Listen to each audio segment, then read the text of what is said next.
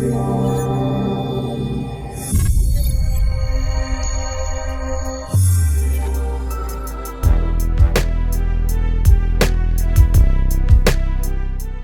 guys, this is Mike, letusreason.com.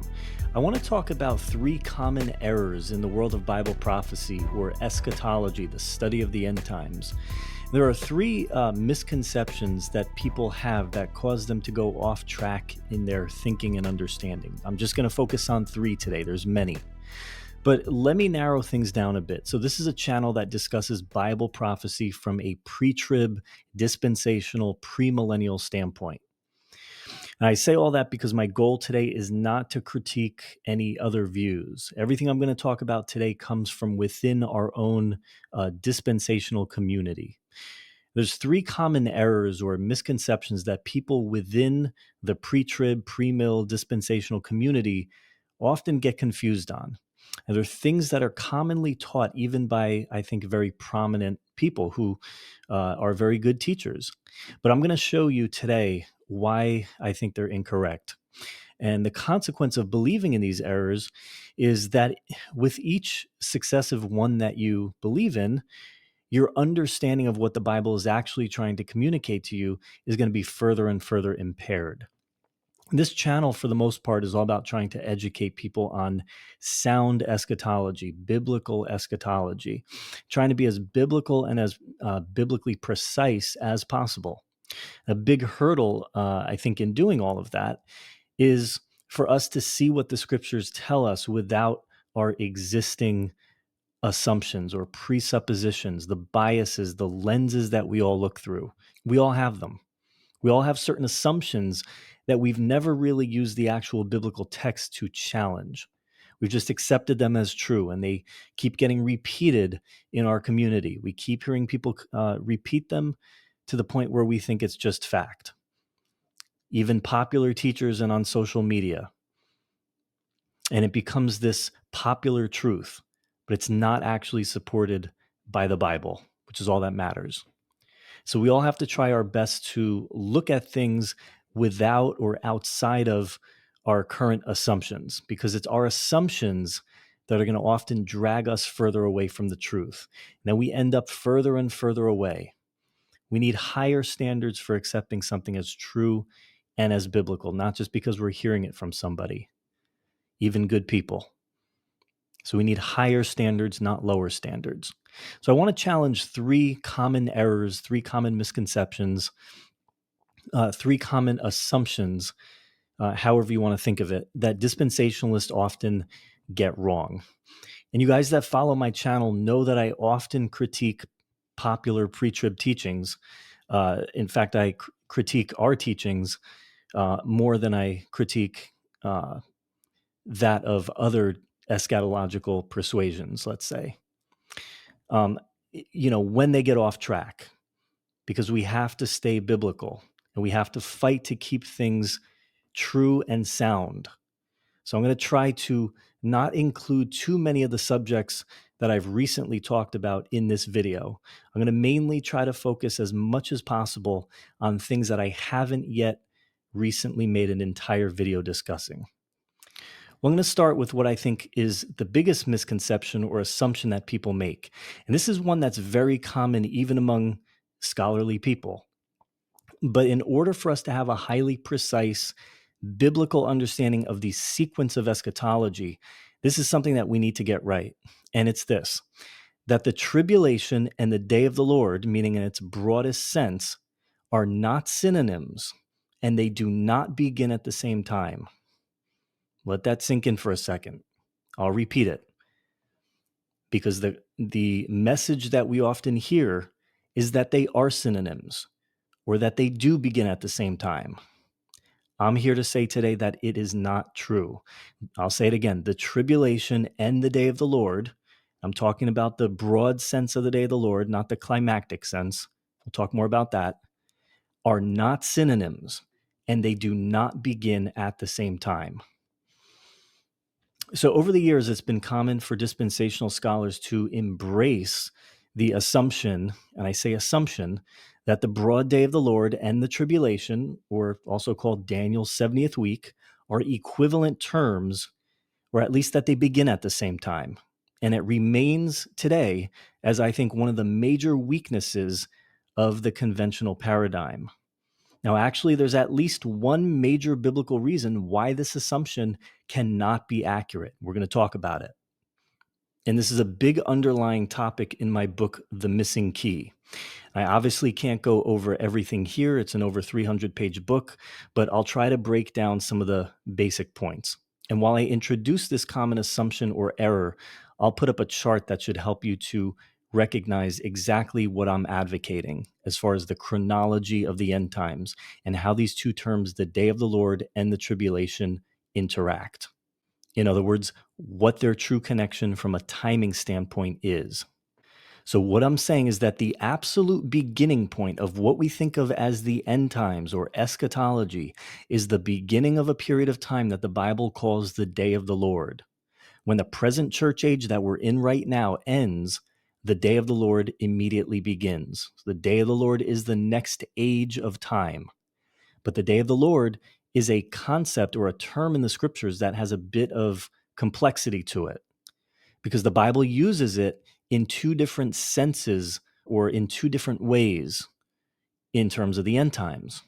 When it speaks of the day of the Lord in an eschatological context, meaning end times, which is what we're talking about, because there's other day of the Lord's in past history that kind of prefigure the ultimate day of the Lord, which is the eschatological day of the Lord. But we're talking about the end times eschatological context here. So when it speaks of the day of the Lord in an eschatological context, it sometimes speaks of it as a broad period of time. And at other times, it speaks of it in a more climactic or a narrow period of time. And the narrow aspect speaks of the immediate time surrounding the physical second coming of Christ to the earth in glory and power at the end of the tribulation, which is what I like to call the second coming proper, just to distinguish it from everything that takes place before it during the second coming, because his second coming is a period of time, his parousia. And the Bible often refers to it with this term parousia in the Greek, which means coming. And it refers to both the beginning aspect and the ending aspect. So it's a phase of time. Begins with the rapture, ends with the second coming at the end of the tribulation, the second coming proper, as I like to say. So that climactic sense at the end of the tribulation, when Jesus comes to rescue Israel and war against his enemies and overthrow the Antichrist and the false prophet, that's the narrow sense of the day of the Lord.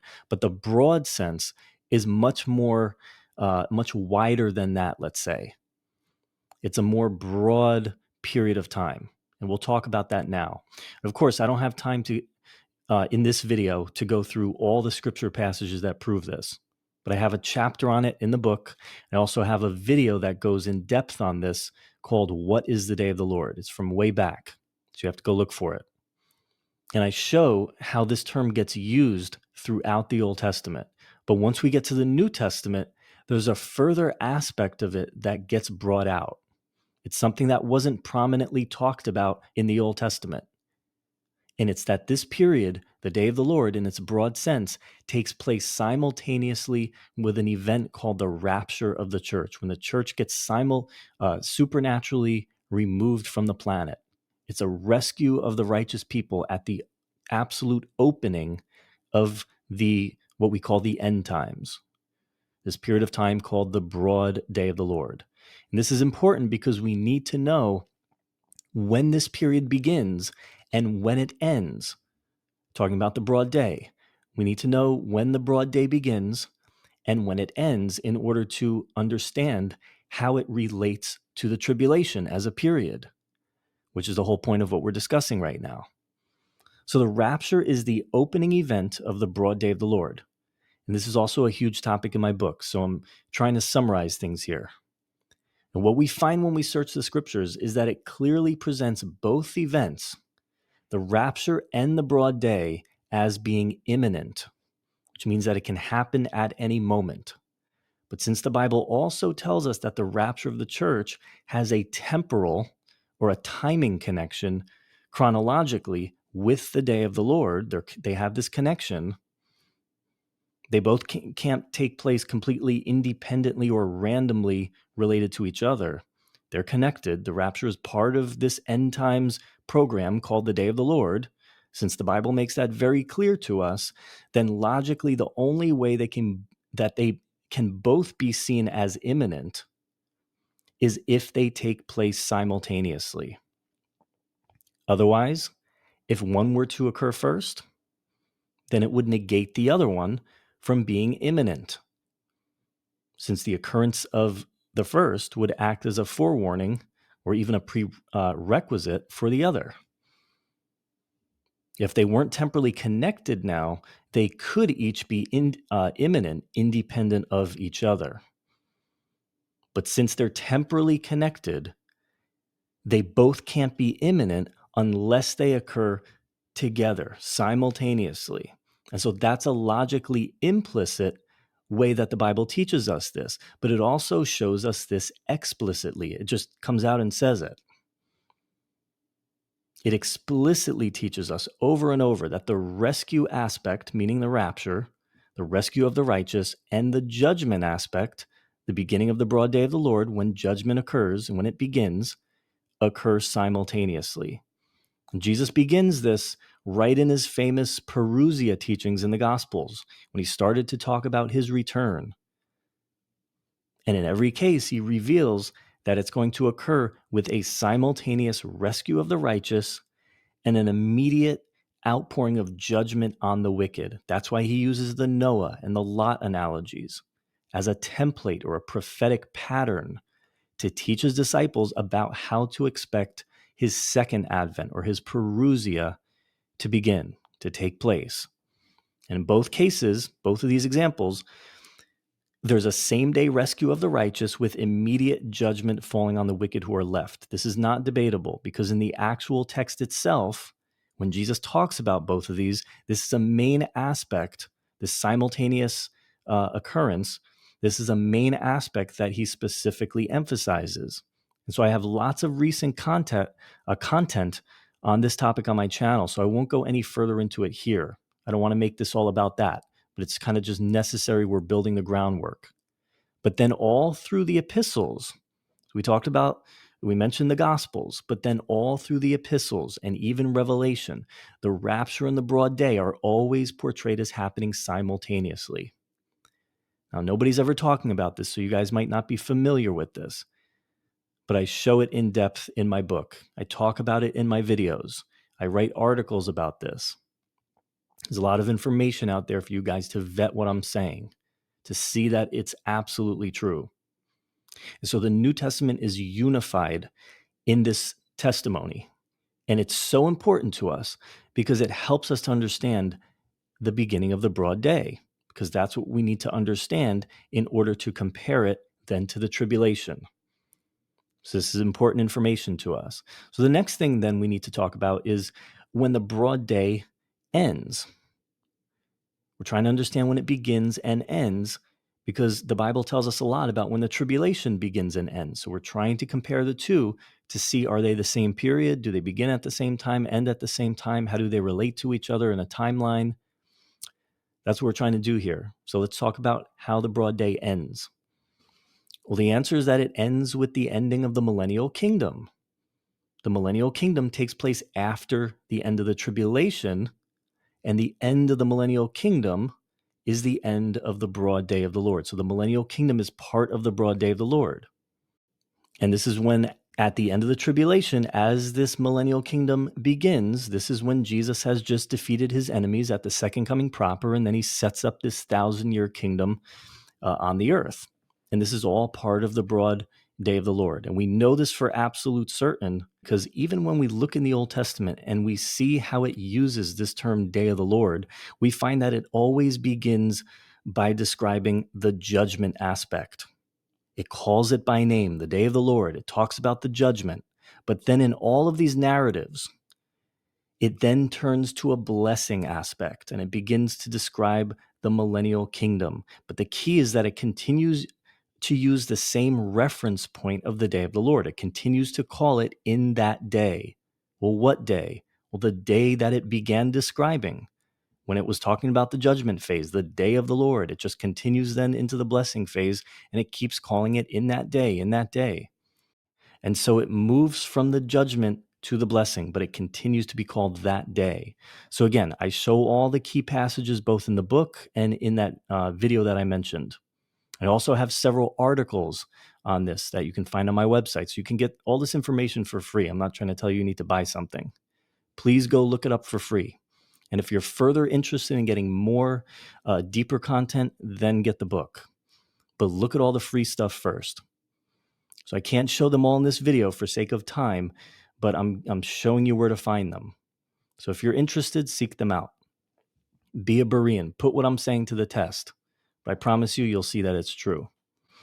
Okay, so now we have a lot of information that we need in order to see that the broad day and the tribulation are two distinct time periods. They're not the same.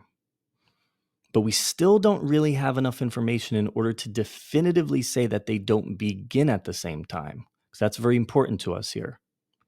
Now, I've already showed you that they don't end at the same time because the broad day ends with the ending of the millennium. Obviously, the tribulation does not. But I need to give you now proof that they don't begin at the same time. Now, keep in mind that if you at this point think that they begin together, then you're also forced to say that the rapture begins at the absolute opening of the tribulation. We know what opens the tribulation, the confirmation of the covenant by the Antichrist, as we're told in Daniel 9:27. So if you believe that the rapture if you believe that the beginning of the broad day of the Lord and the tribulation begin at the same time, then you have to say that as soon as that covenant is signed, boom, the rapture takes place. But we don't really see that in the Bible. And a lot of Bible teachers are starting to really understand that there's actually a gap that takes place between the rapture and the beginning of the tribulation when that covenant gets signed for a number of reasons. So let me say that again. If you're saying that the broad day of the Lord and the tribulation begin at the same time, then because the scriptures are clear that the rapture coincides with the beginning of the broad day, which is what I haven't been able to prove to you in this video, I've just told you that it does. So that's not the point of the video. I've given you the resources. If you see that, then you really have to be saying that the rapture, broad day, and tribulation all start at the same moment of time if you're saying the beginning of the broad day and the beginning of the tribulation are the same thing. I'm saying they're not. I'm saying that's not biblical. That may be an assumption that some people have, but most people have never considered what I began with here, which is that the rapture and broad day begin or occur at the same time. The rapture is part of the day of the Lord, guys. So it's been easy for pre-tribbers to say, well, the rapture happened sometime before the tribulation, but that's as far as they go. They say, we don't know how long before. They'll acknowledge there's probably a gap, which is what I'm saying. But the part that they're missing is the rapture is part of the broad day of the Lord. So if there's a gap and the rapture is part of the broad day of the Lord, then that gap is part of the broad day of the Lord. That's the part I'd never hear anyone talk about ever. So again, it's been easy for pre-tribbers to say, well, the rapture happens sometime before the tribulation. We just don't know how long. But okay, this is a key point. So once you understand how clear the Bible is, that the rapture and broad day start together, now that becomes significant because now if you see a gap between the rapture and then the beginning of the tribulation, then what you have to acknowledge is that the broad day then also begins before the tribulation, since it initiates with the rapture, and now you have this gap. And you have to then see a post-rapture gap period that's part of the broad day. And that's a key point that a lot of people are missing, again, I say. And the judgments start during that period, the sealed judgments. Most people are trying to cram all this stuff into the first half of the tribulation. I don't see that happens that way, and I can prove it to you. I talk about it in depth in the book, and I'll talk a little bit about it in just a second. I'll give you more information on this, but let me say that the sealed judgments are the opening judgments of the broad period of the day of the Lord. And the judgment begins simultaneously with the rapture. The rapture happens and the judgment immediately begins. And if the sealed judgments are the opening judgments, then they happen right away. If there's a gap, they don't wait until the covenant gets signed. And Jesus and Paul both name them and tell us that they begin suddenly as birth pangs when the day of the Lord suddenly starts, immediately after the righteous are taken out at the rapture. Again, I don't hear people talking about this. All right, so the picture is starting to take shape for us. Now, let me put up that end times chart again, and you can see what I mean, hopefully, a little bit more clearly now that I've had some time to explain it. So, the understanding I just laid out and that you see here on this chart results in the conclusion that the tribulation is a subset, it's 7 years, it's a subset within the larger or wider or broader period called the day of the Lord, obviously talking about in its broad sense. The tribulation is the final week, 7 years, 7-year week of the Daniel 9:24 to 27 prophecy, where God's attention turns back completely on Israel in order to bring about the 6 key objectives that are mentioned in Daniel 9:24, which brings things to the point where the Lord gets Israel back. They're drawn to repentance as a nation, as a remnant, which allows his second coming proper at the end of the tribulation, and then he can establish his kingdom where national Israel becomes restored physically and spiritually. But then there's that gap of time prior to the beginning of the tribulation. It's a gap of time that's post rapture, yet pre tribulational, and yet is part of the broad day of the Lord. And here's what I was going to say before: I can give you at least one solid proof, at least, at minimum of one solid proof for what I just said. And you can find it if you go back to another earlier video that I made when I was just starting to make videos. It's called, Is There a Post-Rapture Gap? Now, obviously, I talk about it in depth in the book also. You can get a lot of the information, though, on that video. And then there's also a article on my website that goes along with it. And I show you that the Bible requires this understanding because there's at least one event that's portrayed very clearly as happening after the rapture, yet before the tribulation, and yet is definitely a broad day of the Lord event. And that alone would necessitate this chronology that I'm presenting, much less everything else that we've only briefly begun discussing. But again, this is a video where I can't get into the weeds. I can only give you a taste, and I can only point you toward the resources where I can get more in depth, because each of these things requires at least one video. And so, no, the tribulation is not a synonym of the day of the Lord in either its broad or its narrow sense, because it has different beginning points and different ending points. The tribulation is a subset within the broad day, and the broad day begins with the rapture. It's followed by a gap period of unknown duration, although it's less than one generation, as Jesus tells us. And I have a video on that too. You can look it up.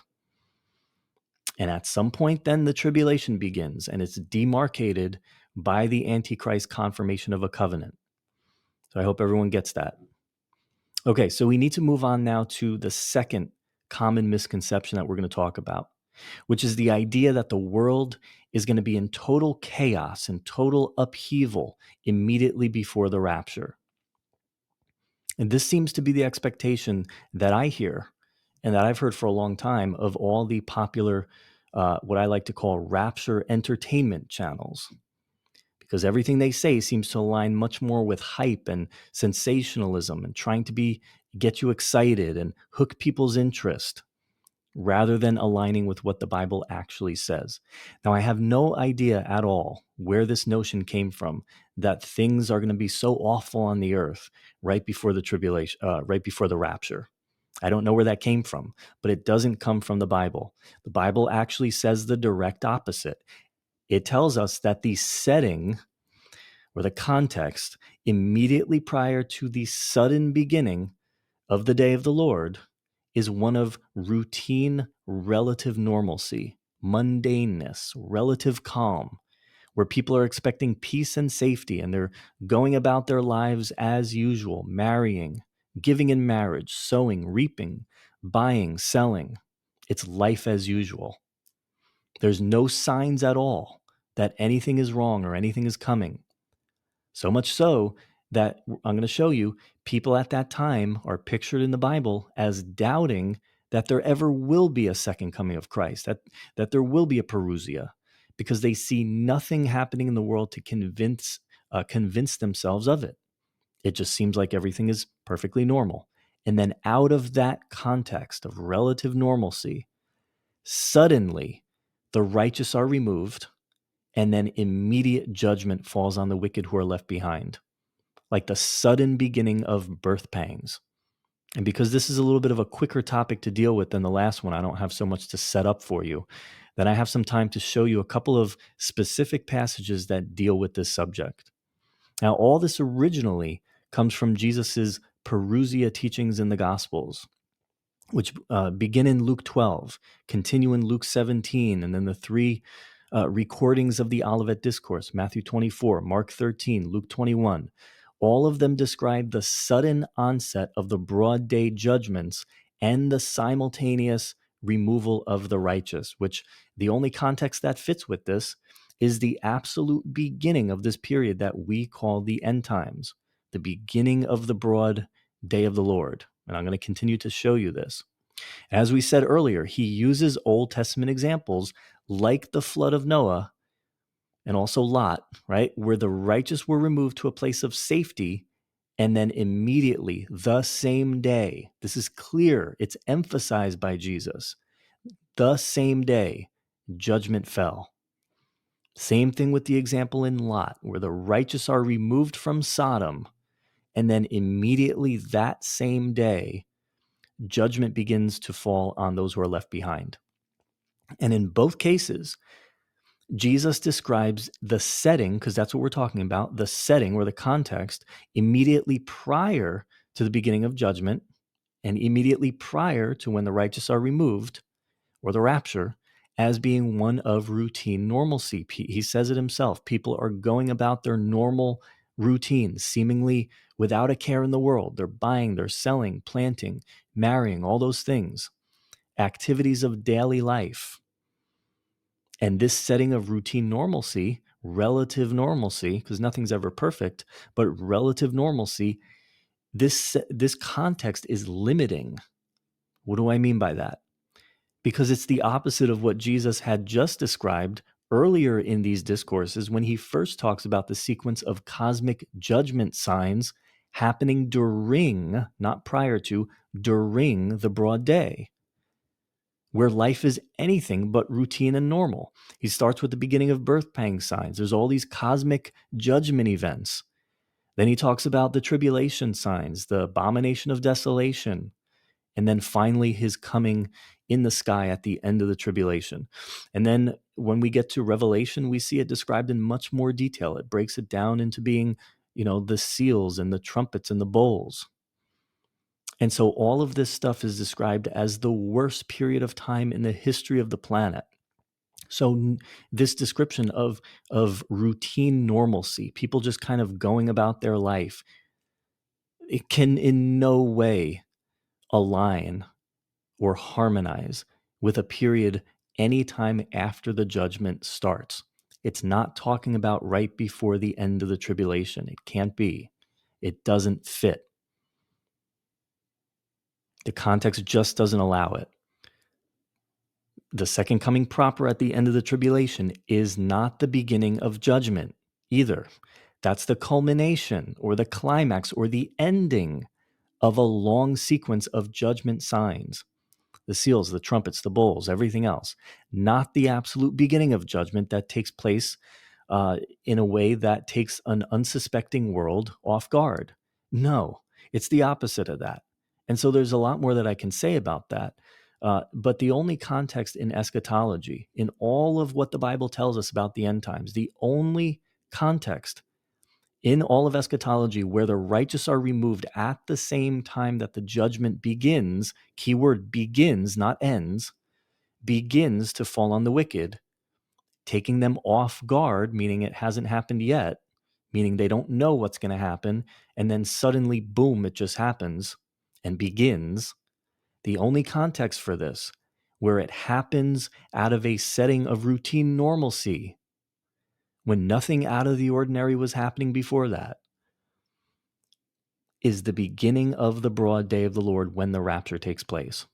The end of the church age as it transitions into the sudden arrival of that time. That's why in all these examples that Jesus uses, talking about the Noah, the Lot examples, they're always accompanied by imminence language, like the thief in the night, the unexpected return of a master coming home to his house, that he's on the threshold of entrance and you have to keep watching for him because you don't know when he's going to come, and exhortations toward watchfulness because you don't know the timing of the Lord's coming. These expressions that tell us we won't know the timing, that even the angels don't know. Even the Son of Man in his humanity did not know. Only the Father knows. All of these things are always spoken about together by Jesus. And all of this can fit only one context. None of it can be harmonized at all with the second coming proper at the end of the tribulation, because it would all be the total opposite.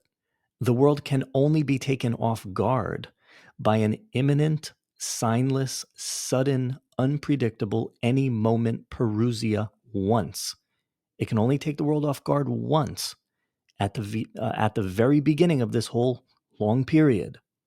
And then after that, it's all a sequence of recognizable cosmic judgment signs where the wrath continues.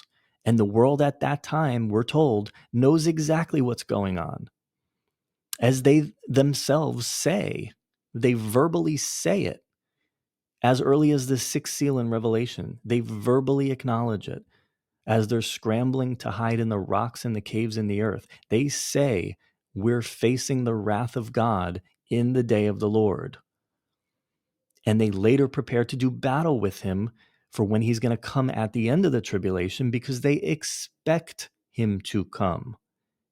They're expecting it, guys. You can't prepare for something you're not expecting. And you can't be taken off guard by something you're preparing for and you're expecting. That's the whole point. It's the total opposite. So there's a lot more that I can say about that, but it's obvious that the context is all the direct opposite. There's nobody being taken off guard at the end of the tribulation or any time during it or any time after the day of the Lord starts. I always say this, I can only scare you once. If you're walking down the street, I'm hiding behind a car or a tree or something, I jump out and I scare you. Well, that's it. I just lost the element of surprise. I have one chance to scare you. I can't then do it again. That's the same thing we're talking about here. Just the absolute beginning can take you off guard. After that, you're in it, and you know you're in it. So let me show you a couple of examples of what we're talking about, like in Matthew 24. You're going to see everything that I just laid out for you in these verses. Now try to pick up on it as we read through. I told you ahead of time what to expect. Now just listen and see if you can pick it out. Notice that these themes are all there. The absolute beginning of judgment, not the ending. That it happens imminently, unpredictably, suddenly, without warning. All happening out of a setting of routine normalcy where nothing out of the ordinary has taken place so far, so that it takes them suddenly off guard and without warning. And there's this simultaneous rescue of the righteous as the wrath begins against the wicked who are left. All right, so watch out for all that stuff as we read this. Matthew 24, 36 to 44. It says, "But of that day and hour knoweth no man, no, not the angels of heaven, but my Father only. But as the days of Noah were, so shall also the coming," or the parousia, "of the Son of Man be. For as in the days that were before the flood, they were eating and drinking, marrying and giving in marriage." So he's telling you a comparison of what it's going to be like before the parousia. He continues, "Until the day that Noah entered into the ark, and knew not until the flood came, and took them all away. So shall also the coming of the Son of Man be." So Noah enters the ark, and then the flood immediately comes and takes them all away. And it's much more explicit in some of the other examples, like Luke 17. And it continues, "Then two shall be in the field, one shall be taken, and the other left. Two women grinding at the mill, the one taken and the other left. Watch therefore, For ye know not what hour your Lord doth come. He's saying all this because when he comes, certain people are going to be taken and certain people are going to be left. Who was taken in the Noah and the Lot examples? It was the righteous being taken away into safety, and the wicked were left behind to enter the judgment. And the judgment swept them all away. And he continues, watch therefore, for ye know not what hour your Lord doth come. But know this, that if the goodman of the house had known in which watch, or at what time, the thief would come, he would have watched, and would not have suffered his house to be broken up. Therefore be ye also ready, for in such an hour as ye think not, the Son of Man cometh. It's not at a high watch time, guys. It's when you don't think. Okay, so I hope you caught all the obvious themes in there. I tried to stop and give you a couple of them, which establish this context, which all of those things put together can only be the beginning of the broad day when the rapture happens. It can't be the end of the tribulation. So it happens out of a setting of routine normalcy of life, meaning the end of the church age is going to seem normal, and then out of nowhere, the day of the Lord happens suddenly. And I want to say it doesn't mean that there won't be anything bad happening in the world.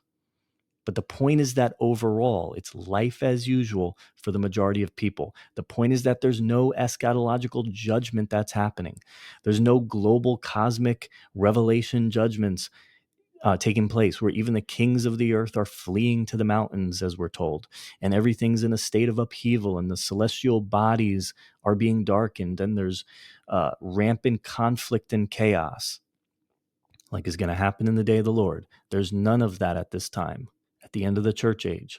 It's life as usual in a relative sense, where people are concerned about the normal activities of daily life for the most part.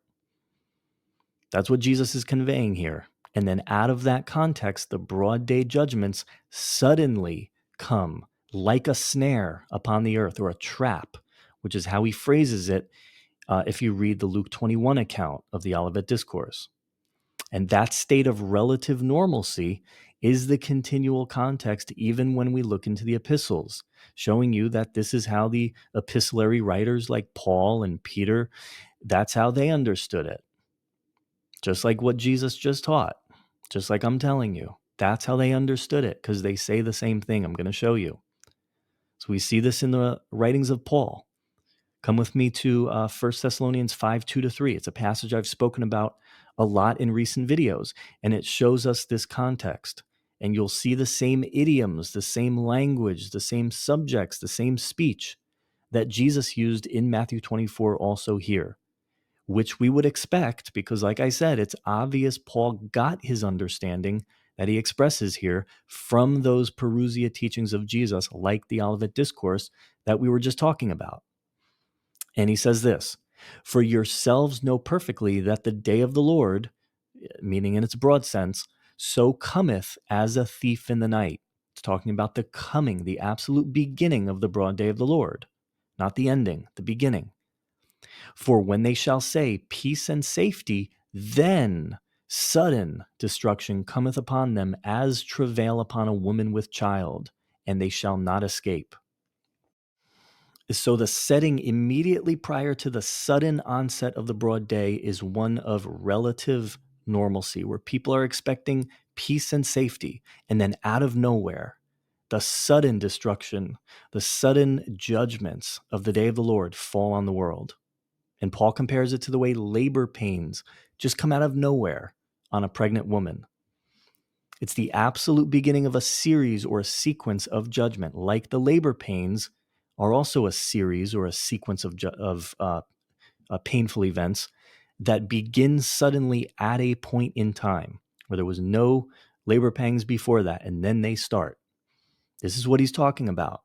The absolute beginning point of the broad day of the Lord, the beginning of a sequence of judgments.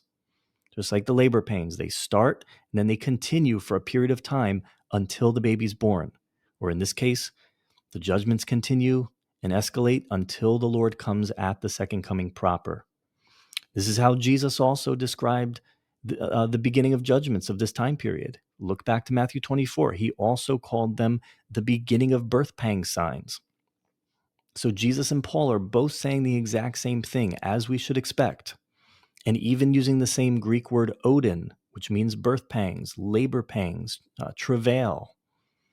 And remember, at the end of the previous chapter, 1 Thessalonians 4, talking about, Paul had just told us that the righteous get rescued at this time. And this is part of his discourse in chapter 5 too. It continues, which is why he then says that this time of judgment won't overtake believers, because we won't enter that time period, because we get removed by this event he just described to us as the harpazo, the rapture, at the beginning of this time period, immediately before the judgment starts.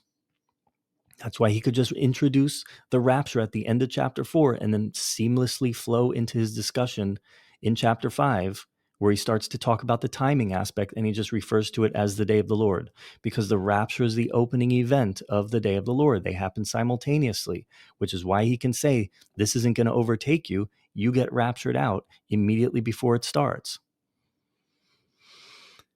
All right, so let me show you another example, this time in the second epistle of Peter. And I'm going to start by reading verses 3-7. And it says this: knowing this first, that there shall come in the last days scoffers, walking after their own lusts, and saying, where is the promise of his coming? For since the fathers fell asleep, all things continue as they were from the beginning of the creation. For this they are willingly ignorant of, that by the word of God the heavens were of old, and the earth standing out of the water and in the water, whereby the world that then was, being overflowed with water, perished. But the heavens and the earth, which are now by the same word, are kept in store, reserved unto fire against the day of judgment, or the day of the Lord, and perdition of ungodly men. All right, so Peter tells his readers that things are going to be so normal immediately prior to the broad day's onset, here called the day of judgment. But if you keep reading to verse 10, a couple of verses later, he explicitly refers to it as the day of the Lord.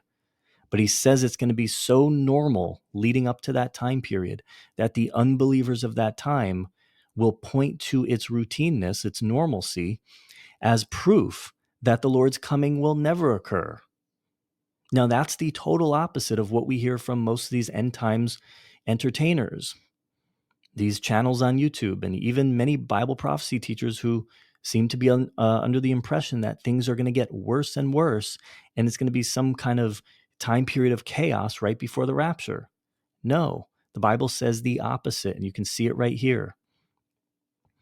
And let me point out that Peter doesn't imply that these wicked people are wrong about the relative normalcy that takes place before the beginning of the broad day. But he instead, as we can see, points out that their faith in the perpetual normalcy of things is based on their own ignorance, willing ignorance of God's past interventions, like the flood that he seems to mention here. And so, in other words, he doesn't say that they're wrong and that it's actually a time of chaos. No, he acknowledges that they're correct. It is a time of calm. But he's saying that they're wrong to take that calmness as proof that no judgment is coming, which again is why when it does happen, just like Peter and Paul both said, it takes them off guard because it comes suddenly. So this passage gives further proof that the broad day arises suddenly. There's no signs before it. There's no way to know that it's coming. As Peter also says, only a couple of verses later, I said it. He refers to it in verse 10 as coming like a thief in the night. Same thing that Paul said, the same thing that Jesus said. So it arises suddenly out of a time of complete normalcy and routineness. They're all saying the same thing, guys. They're not making up something new. They heard it from Jesus. They're saying the same thing, and this is how they understood it. So this is how we have to understood it. So just like the flood, just like the destruction of Sodom, they both came suddenly on an unsuspecting, unprepared population and took them off guard without warning. And again, like we've said numerous times, this description cannot be harmonized with a great tribulation context. I really want to drive that point home. And Peter's talks about the broad day's onset coming as a thief in the night. Again, we didn't read it here, but it's in verse 10. If you're following along, you can look at it. That it suddenly begins during a time when the unbelievers are pointing to routine normalcy. This cannot be describing those terrible, turbulent days that take place before the second coming proper at the end of the tribulation. It can't describe that. Only the beginning of this entire period of judgment can be discussed this way. And so there's always a consistent biblical portrayal of a setting of relative normalcy immediately prior to the rapture and the broad day. They come suddenly and imminently. So let's move on now to the last common misconception I want to talk about today. And that's this idea that as the church age progresses toward the rapture, that things are going to get progressively worse and worse and never better until the rapture happens. It's sort of this learned helplessness, this idea that there are never times of reprieve where things actually get better for a time before getting worse again at some point in the future. Now, let me point out the distinction here between what we just spoke about previously, where the world is in relative normalcy, versus what I'm trying to address now, because you might think that they sound similar, and maybe now I'm saying that it is going to get worse, but with times of reprieve. That's we're talking about two different things here, though. I'm not being contradictory because I'm talking about two different things. But that's sort of the point here with me addressing this topic, is that people often merge these things together. That's why I'm talking about both of them. And they think the Bible is saying that the conditions on earth get worse and worse, and there's just more and more chaos, more and more turbulence as time passes and we get closer to the rapture, so that it just kind of escalates right before the rapture and we're raptured out of a time period where things are so horrible. That's not accurate, guys. So let me address this aspect of things not just getting worse and worse and worse with no time of reprieve. So where do people get this idea that things just get worse and worse?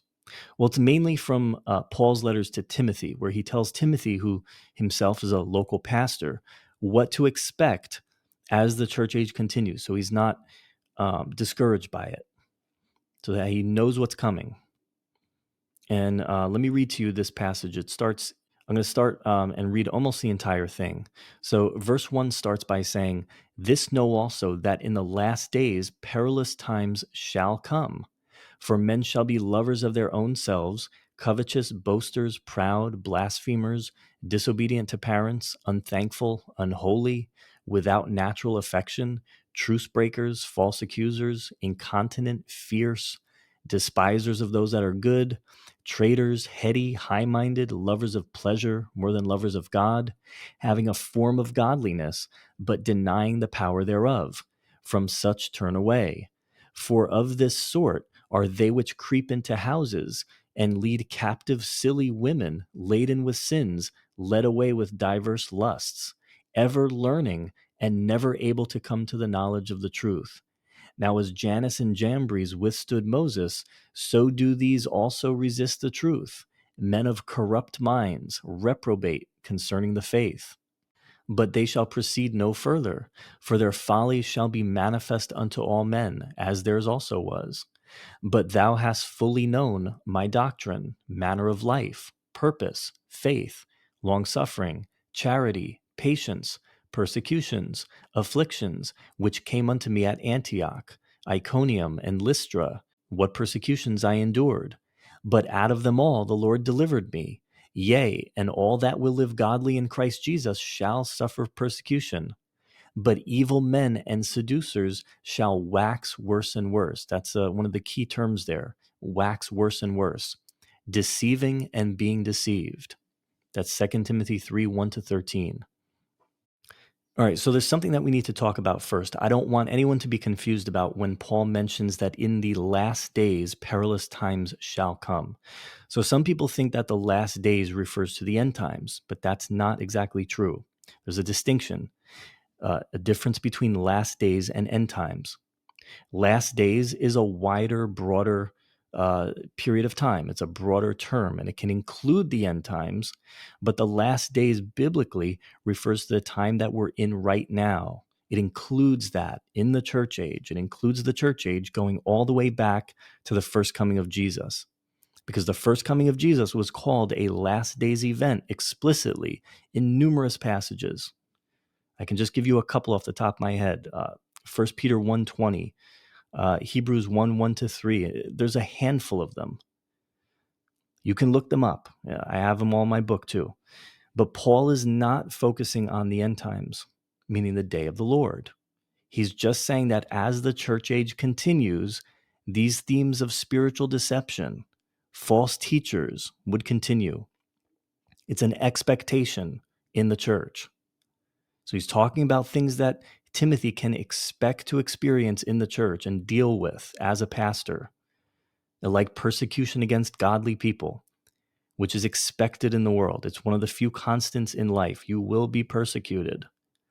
He talks about how the sins of evil people and spiritual imposters are expected to get worse and worse. Spiritual deception, that what Timothy was currently experiencing from these false teachers and evil people would not get better, it would get worse as time passes in the church age. So these are expectations for the church age, not for the day of the Lord or the end times, anything like that. It's a promise that these kind of people would continue their deceiving and being deceived. It's talking about spiritual deception. It was a major problem even in the earliest times in the church, and it continues to be a problem of concern, obviously, today. And so Paul is clear that it's going to wax worse and worse. Like I said, imposters in the church who have a form of godliness, but they deny the power. That's what he's talking about. That's really the context. And so I think a lot of people read these passages and they come under this assumption that evil will just continue to be worse and more powerful in the world until the rapture, and that conditions in the world are just going to get worse and worse and worse.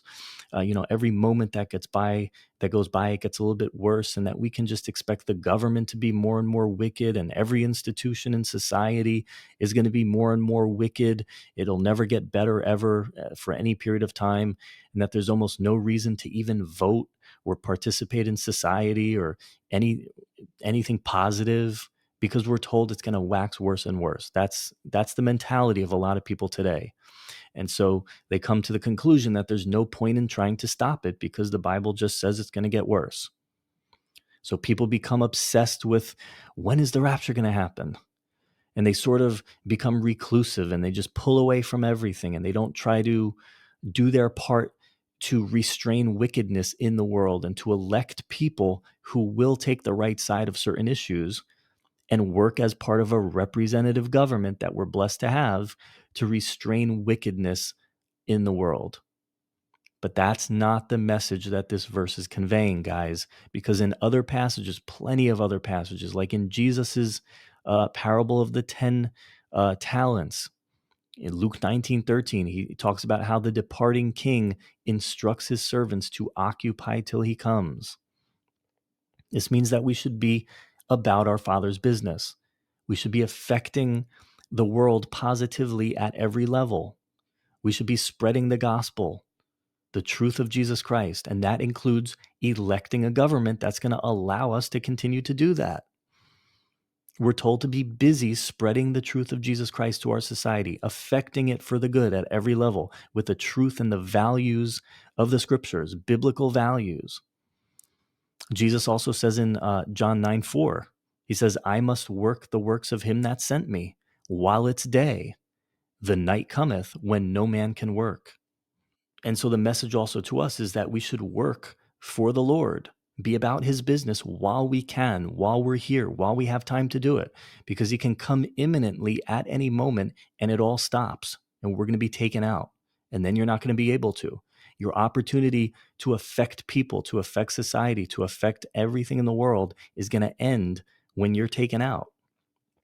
So while we're here, we need to be active at every level spreading the gospel, doing everything in our power to make sure we maintain those freedoms and those rights that we do have to do so, and to live in a society that has godly principles, a society that you would want to bring up your children in, something that we're going to have the freedom to live in a righteous way. and to do the Great Commission.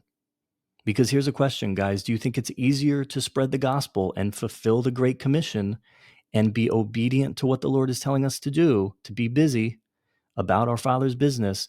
You think it's easier to do that in America or in North Korea? There's a big difference between the two, and the difference is the government. One does not allow freedom, and the other does, although less and less freedom all the time, while many Christians sit by and allow it and don't participate. So if you let it go too far, you're not going to be able to fulfill the Great Commission. Like if you were living in North Korea right now, it'd be very difficult for you. Not to mention your children and your family, everyone in society is going to be brainwashed with wickedness and lies and deceit of the enemy. You're going to have so many legal handicaps against you that you're going to be unable to be effective in doing the Lord's work, because you're going to spend all your time just trying to undo what the enemy has done in the education system, the legal system, societally, every level. You're going to be fighting against all the deception. Look at where we are right now. People have let it get to this point. It's so difficult to witness to people now because they have all these things against them. They've been brought up in a school system that tells them that they're an evolved pond scum, that there is no God, that nothing they do matters. So first you have to address all those things. Politically, just every different level of society. Guys, we have to do our part to be active. To be active politically, we have to affect our schools, what's allowed to be taught in our schools. We should affect our universities. All this ungodly stuff that our tax dollars are going towards, and it's teaching all of our kids this stuff, and then we have to unteach everything that's taught to them at home and in church. We have to devote all this time that we could be devoting toward other things that we could be doing positively for the Lord. We've got to spend all this time undoing the foundation that's been done, that our tax dollars have paid for. So we should be affecting these things at all levels, our jobs, our families, every one that we interact with, because like the Bible says, what use is salt that's lost its saltiness? And Paul says it in 1 Corinthians, actually right after describing the rapture. I want to share this with you. He says, therefore, in other words, because of what I just told you about the rapture in the previous verses, therefore, my beloved brethren, be ye steadfast, unmovable, always abounding in the work of the Lord, for as much as ye know that your labor is not in vain in the Lord. That's 1 Corinthians 15:58. And so, guys, I'm talking to a lot of you who are so obsessed with the rapture. Well, great. I'm glad that you're excited about the rapture. But Paul says, let that, therefore, be the motivation for you to get involved and do something about it while you're here, before the night comes. Be steadfast, abound in the work of the Lord, because it's not in vain. You can be an overcomer. At every level, we should be busy with the work of the Lord. And so that letter that we talked about before from Paul to Timothy, where it says it's going to wax worse and worse, that doesn't mean that we should just retreat and be discouraged because it says it's going to get worse. The entire point is the opposite, that we should prepare for those challenges and meet them and so defeat them. And just because some certain aspects of deception or wickedness are going to get worse and worse over time, here's the point I really want to make. That doesn't mean that there won't be periods of reprieve or periods of revival or periods of time where things are good and are getting better and better for a time period. And we should do everything we can to support these things, these periods of time where wickedness of man is being restrained and where society goes in the right direction and our kids are able to be taught wholesome things in school and truth. And we have the rights and the freedoms to live in a wholesome and a godly society, a godly way to spread the gospel to the world without political hindrances. I'm not talking about social gospel, and that's not what I'm talking about.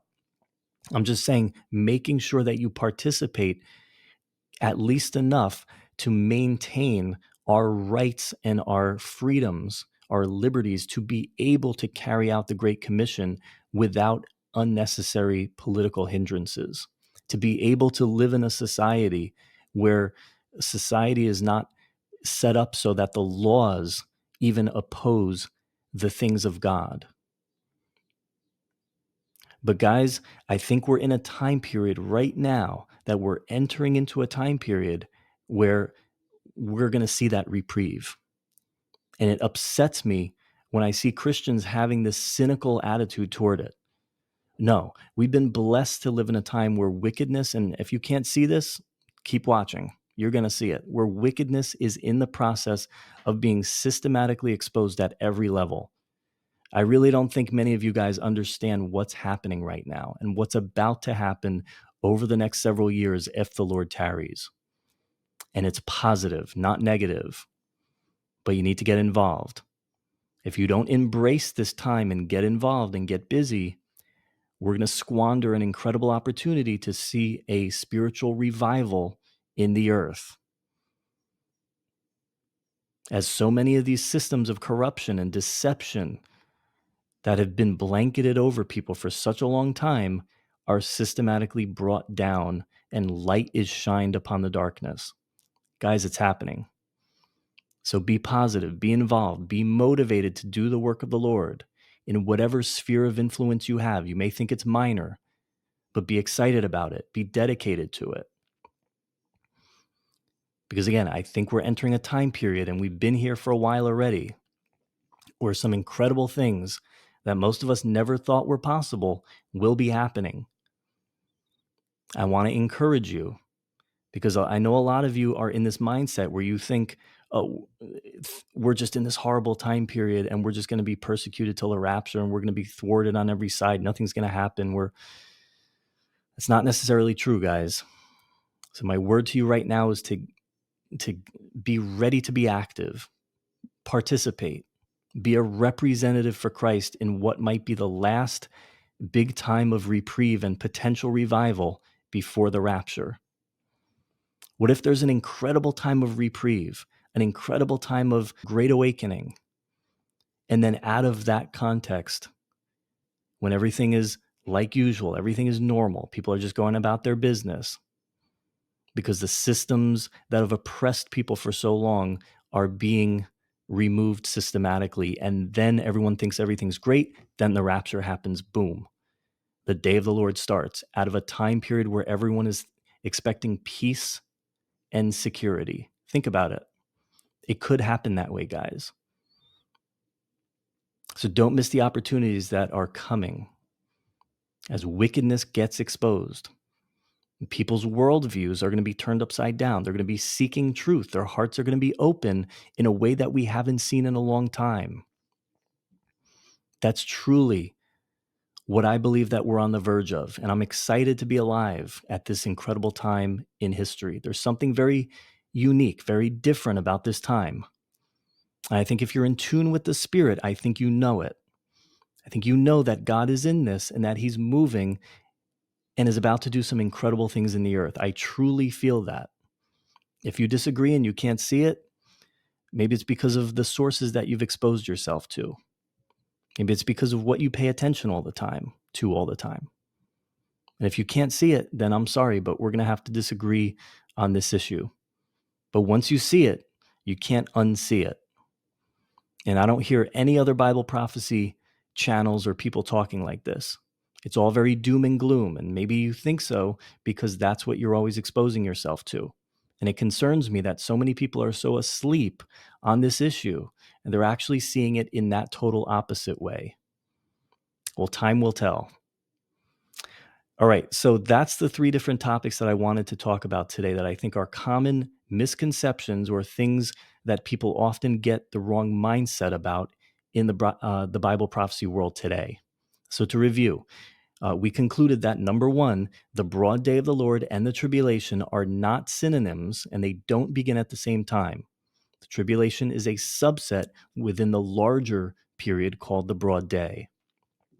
Number two was that the time period at the end of the church age that precedes the rapture and beginning of the broad day is always presented as a time of relative normalcy, not a time of intense chaos, like so many Bible prophecy teachers seem to expect. And then number three was that the Bible does not teach us that conditions on the earth will just get progressively worse and worse until the rapture, and there's no hope for any times of reprieve or revival, or that things can actually improve for a time. They can. And we should be active and involved and positively affecting everything that we come into contact with at every level, from politics to our friends and families, everything from our local towns, our cities, to the larger country and to the world. We can make a difference. We're here to do so. We have a great God. We have a life-changing message of the gospel. And we should advocate for godly principles and truth at every level of society, not lay down and give up the fight and just let principles of wickedness govern the world and our country and our state and our city and our church and our family. Fight the evil, fight the wickedness wherever you go. We should be representatives of Christ and be salt and light to our communities. So can you say amen at least to that? I hope you can.